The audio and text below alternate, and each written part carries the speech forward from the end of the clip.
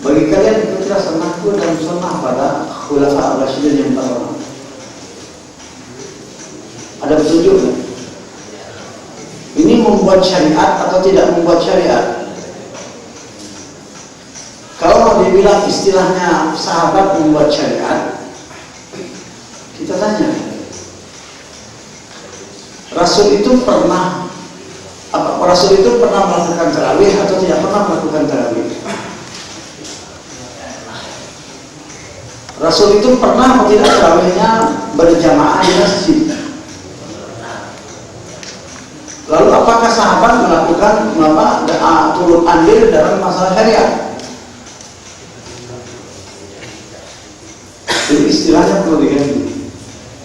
Mereka tidak bikin syariat baru, tetapi mereka ittiba. Rasul pernah melakukan semuanya, hanya tidak terus menerus.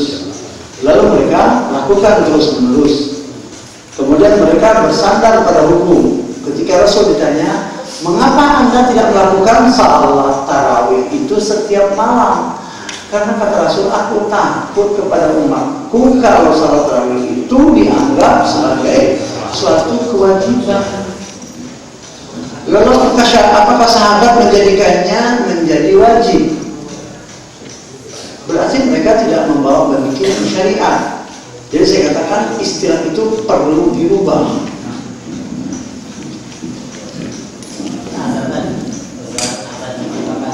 Baik. Yang kedua, Utsman bin Affan di masa beliau adzan 2 kali, tapi sebenarnya tidak seperti apa yang dikatakan orang 2 kali. Beliau adzan dulu di pasar, memerintahkan orang untuk adzan di pasar. Jarak antara adzan sama yang pertama dan yang kedua itu ada waktu. Jadi adzan di hari Jumat itu sekali di pasar memanggil manusia untuk meninggalkan pasar waktu salat sudah hampir dekat. Karena kata Rasulullah, orang yang datang imam sudah di atas mimbar itu malaikat kabur sudah pergi. Ya. Nanti anda pun bilang Syekh Muhammad bin Abdul Wahab membuat syariat juga. Rasul Shallallahu Alaihi Wasallam pernah berniat untuk membakar rumah kaum muslimin yang tidak mau keluar salat subuh berjamaah. Lalu diurungkan oleh beliau tidak dibakar. Alasan beliau karena di dalam rumah itu ada orang yang tidak wajib berangkat salat berjamaah, yaitu anak yang belum balik plus perempuan. Kalau dibakar salah lagi kan? Salah kan? Lalu Syekh Muhammad bin Abdul Wahab di masa hidupnya di Saudi menggedor rumah orang untuk bangun salat, untuk keluar salat subuh, bikin syariat sendiri, atau menyikapi dengan ilmu. Artinya perlu kejamian, perlu kebijakan. Istilah itu sangat berbahaya. Kemudian saya kasih contoh. Nanti kita katakan Imam Syafi'i juga membuat hukum sendiri. Adzan subuh itu tidak pernah dilakukan di masa Rasul, tidak pula zaman sahabat, tidak pula sampai zaman imam yang sebelumnya menggunakan as-salatu khairum. Lalu Imam Syafi'i mengatakan as-salatu khairum dan nom dipakai di waktu subuh. Pertanyaannya, membuat syariatkah ini Imam Syafi'i? Sangat berbahaya. Kita katakan beliau Imam Syafi'i, kapasitas beliau memungkinkan beliau untuk berijtihad. Lalu kita katakan itu ijtihad dan bukan syariat. Berdasarkan kapasitas beliau dalam ilmu hadis dan fiqh serta aqidah yang sahih, memungkinkan beliau untuk berijtihad. Lalu kita katakan ini ijtihad. bukan hukum. Kemudian kita kaum muslimin ini pun juga harus mengenal yang namanya istinbat dan ijtihad. Lalu kita dudukkan yang mana hukum baku, yang mana ijtihad. Saya berikan lagi satu jawaban, saya mau kembangkan apa syariat sebenarnya. Jadi istilahnya keliru. Kita lihat kesepakatan pada ulama, orang tidak boleh salat, tidak sah salatnya kecuali dengan membaca surat Al-Fatihah. Sepakat secara tekstual. Lalu mereka berikhtilaf, berbeda ketika berbicara salat berjamaah. Apakah si makmum membaca surat Al-Fatihah ataupun tidak membaca surat Al-Fatihah? Imam Syafi'i mengatakan manusia wajib membaca surat Al-Fatihah sebagaimana tertera dalam hadis, baik salat jahar ataupun salat sir, baik munfarid ataupun berjamaah. Teks atau tidak teks, tidak bikin syariat di sini. Kemungkinan tuduhan bikin syariat itu kita timpakan pada Imam Ahmad. Istilah itu kemungkinan. Padahal ini Imam Ahli Sunnah wal Jamaah.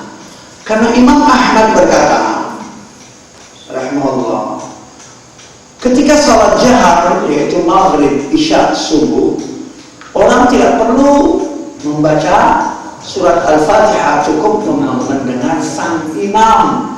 Karena imam itu dikatakan innama ju'il imamu liyutamma bih. Pembuat syariat kemungkinan cocok Imam Ahmad ini. Yang lebih ekstrim lagi Abu Hanifah, tidak perlu dibaca surat Al-Fatihah itu ketika dalam salat berjamaah sir ataupun jahar. Ini pembikin syariat unggul. Karena di bawah berkata innama ju'ilal imam liyutamma bih. Imam Malik pun berkata dibaca kalau salat sir, kalau salat jahar tidak dibaca. Ini kita katakan membuat syariat atau ijtihad. Umar bin Khattab membuat syariat atau ijtihad. Perlu kita bedakan persis antara syariat dan ijtihad. Saya berikan lagi ada contoh. Ini perlu banget. Berdasarkan Al-Quran, anjing itu tidak haram. Seluruh binatang tidak haram kecuali yang disebutkan babi. Binatang yang disebutkan haram itu hanya babi. Selain daripada babi tidak haram. Kemudian disebutkan lagi binatang yang halal yang disebutkan itu bisa menjadi haram kalau tidak disembelih ataupun disebut nama selain daripada Allah disembelihnya, ataupun dengan tercekik. Berarti mulai besok kita menyarankan orang untuk makan singa, beta semuanya kita katakan. Berarti saya ingin jelaskan lagi, ini hati-hati banget istilah ini, lihat bahaya. Tidak boleh terjadi di kalangan kaum muslim di istilah ini. Padahal sahabat berikhtilaf tentang anjing itu halal, tentang anjing itu haram atau tidak. Tetapi tidak ada seorang pun di antara mereka yang mengatakan halal. Yang membentuk syariat itu orang sekarang atau orang dulu.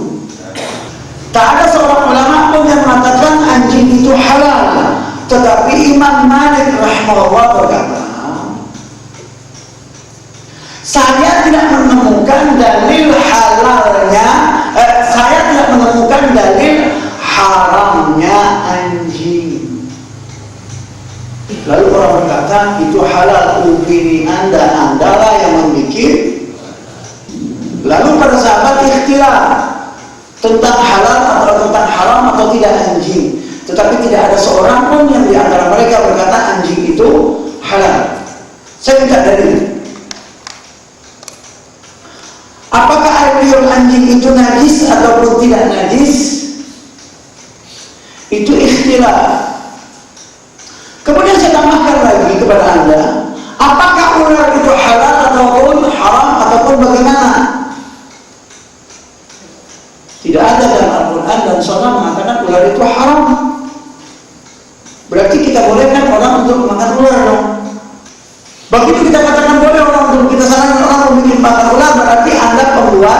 syariat.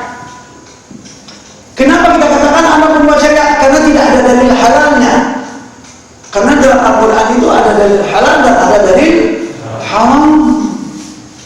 Para ulama mengatakan, Imam Malik mengatakan saya tidak mendapatkan dalil itu. Lalu para ulama beristinbat atau berijtihad dengan dalil setiap binatang yang buas plus bertaring itu haram. Menurut Ahli Sunnah wal Jamaah bahwasanya para ulama ini kalau mereka ijma kita terkena. Tidak pula Ahli Sunnah wal Jamaah keluar dari ijma para ulama apabila mereka berijma dengan dalil, karena ada hadis yang menyebutkan setiap yang bertaring dan buas. Apakah mereka ini pembikin syariat baru? Banyak contoh, termasuk Anda di sini pun bisa terkena membuat syariat baru karena ceramah pakai mic. Karena tidak ada ulama yang membenarkan orang menggunakan mic kecuali adzan. Untuk iqamah tidak benar dan untuk salat pun tidak dibenarkan. Dan untuk ceramah itu pun tidak boleh keluar karena mengganggu orang-orang yang akan tidur dan anak kecil yang tidak wajib untuk talabul ilm. Siapa yang melakukan syariat baru? Syariat para ulama atau kita? Saya kira seperti itu. Ada lagi? Nah, tinggal satu, silakan. Ini Ustaz, akhir-akhir ini banyak mengatasnamakan yang mana mereka itu keliling dengan memakai nama jamaah tabligh. Termasuk saya pun juga mengikuti keaktifan di dalam jamaah tabligh. Di mana menurut pandangan syariat Islam atau menurut Ustaz, apakah jamaah tabligh itu bid'ah atau tidak? Demikian dari saya. Terima kasih. Baik, bagaimana dengan jamaah tabligh? Mereka sekumpulan jamaah mengajak orang untuk meninggalkan dosa. Setelah mereka mengajak orang untuk meninggalkan dosa, lalu mengajak manusia untuk mendekatkan diri kepada Allah secara substansi dan istilahnya dibenarkan. Dan mereka mendidik manusia untuk tawadhu, rendah hati, dan mengajak manusia untuk salat, mendakwah mereka, ayo salat, ayo bersama. Tetapi kalau kita lihat dari sudut pandang akidah, mereka menganut akidah sufiyah. Kemudian dakwah mereka tidak dimulai dari dakwah akidah, tidak dimulai dari dakwah tauhid, tetapi mereka mulai dari dakwah kebersamaan. Lalu bagaimana ini? Menurut Islam, orang yang taubat itu di dalam surat 40 ayat 7 sampai dengan ayat 10 sampai dengan ayat 9, taubat itu dia berhenti dari perbuatan tersebut lalu mengikuti jalan Allah. Jalan Allah itu ada pada diri Rasulullah SAW.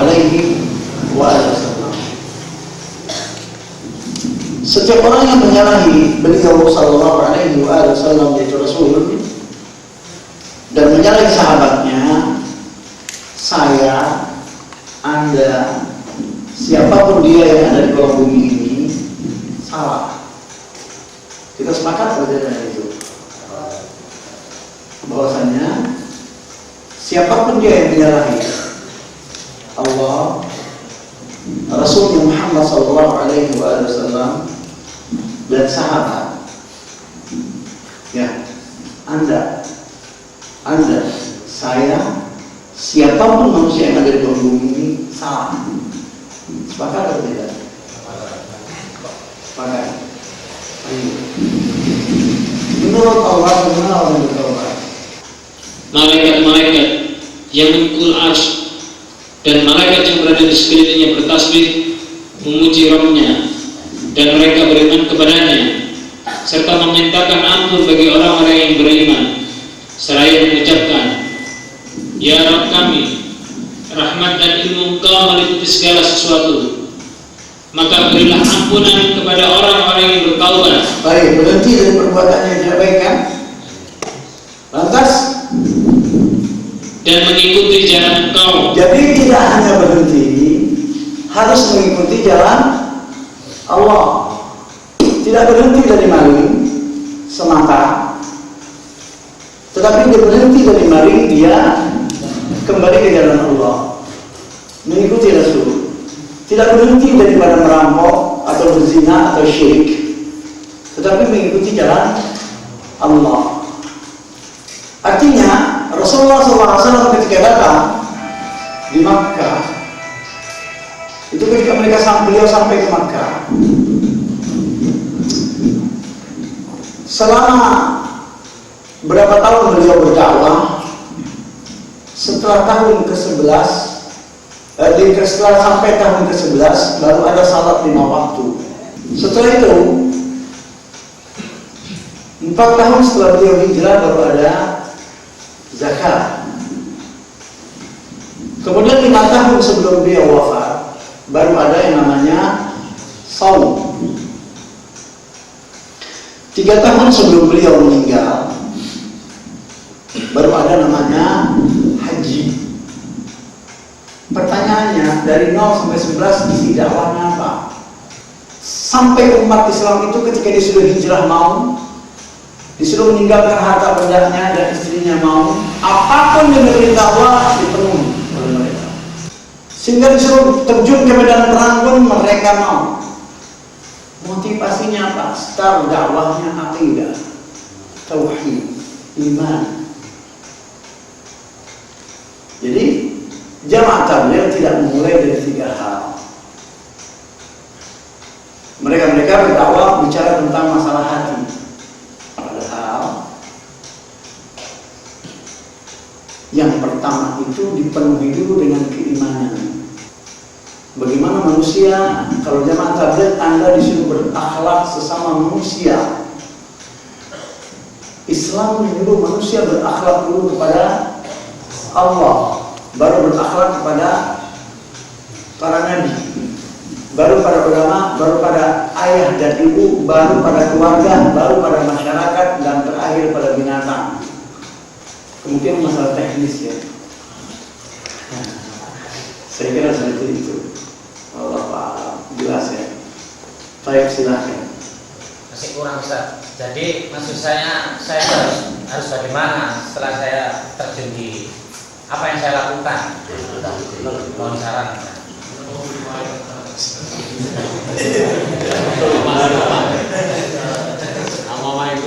Jadi saya kira coba Anda renungkan terlebih dahulu.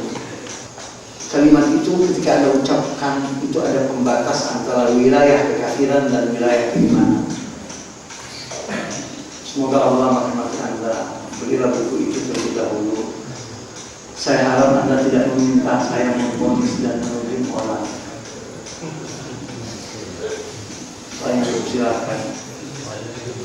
Ya. Bagaimana untuk sholat tarawih 23 rakaat? Katanya sudah mengikuti para sahabat. Yang kedua, bagaimana zikir setelah sholat tahajud? Samakah dengan sholat wajib? Bismillah, alhamdulillah, wassalatu wassalamu ala rasulillah. Wa ba'd, saya ingin katakan, bagaimana dengan salat tarawih yang 23? Saya tambahkan ada salat tarawih 36. Bagaimana itu? Tarawih yang 23 ada hadisnya, ada asalnya lemah. Tetapi fuqaha membolehkan. Muhaddisin mengatakan dia 8 tambah dengan 3, 11. Itu sahih. Menurut muhaddisin, menurut fuqaha 20 rakaat ditambah 3 pun boleh. Bahkan 36 pun boleh. Yang bid'ah itu teriak-teriaknya. Saya ulang. Jadi bukan jumlahnya, tetapi teriak-teriaknya itulah yang bid'ah. Yang tidak pernah dilakukan oleh Allah, oleh Rasul, sahabat, dan imam yang manapun tidak pernah melakukannya. Dan tak ada seorang ulama pun yang membenarkannya. Dan tidak ada tarawih itu cepat, tapi santai. Tentang rakaat, silahkan. Itu ada pendapat para ulama dari kalangan fuqaha tentang 20 dan 36. Syekh Utsaimin, Syekh Muhammad bin Shalih Al-Utsaimin mengatakan seperti itu. Lalu bagaimana kita menafikan fuqaha? Mereka sudah berantem nikmat gara-gara tarawih. Lah, tidak boleh, mereka tidak boleh berantem. Tidak boleh dikatakan bid'ah kalau tidak teriak-teriak. Jadi bukan rakaatnya. Salat tarawih itu tenang, santai. Di dalam hadis Muslim itu Rasulullah ditunduk oleh Jibril selama 5 tahun. Maka beliau tidak keluar salat berjamaah selain daripada wajib. Setiap malam 1 juz. Tarawih ini 1 juz. Ada mengatakan 5 juz semalam itu Rasul. Jadi jangan banyak rakaat, alhaakumut takatsur hatta bulak balik. Saya katakan bacalah surah-surah yang panjang. Itu bermanfaat. Bacanya yang enak, imamnya yang bagus, sehingga orang yang mendengarnya itu pun hanyut. Bawalah Al-Quran kalau tidak hafal. Bacalah tartil. Tapi tidak boleh kalau salat wajib, kalau salat sunnah boleh dibawa. Ya. Lalu bagaimana zikir dalam tahajud? Tidak pula zikir dalam tahajud. Zikir tahajud itu tidak ada subhanallah 33, alhamdulillah 33, Allahu akbar 33 Allah. Tahajud itu adalah berdoa di dalam salat sepanjang mungkin. Beristighfar setelah salat tahajud, setelah selesai salat witir. Beristighfarlah, berzikirlah, munfarid sendiri-sendiri. Saya kira itu selesai sebenarnya. Baik, cukup sekian dari saya. Assalamualaikum warahmatullahi wabarakatuh.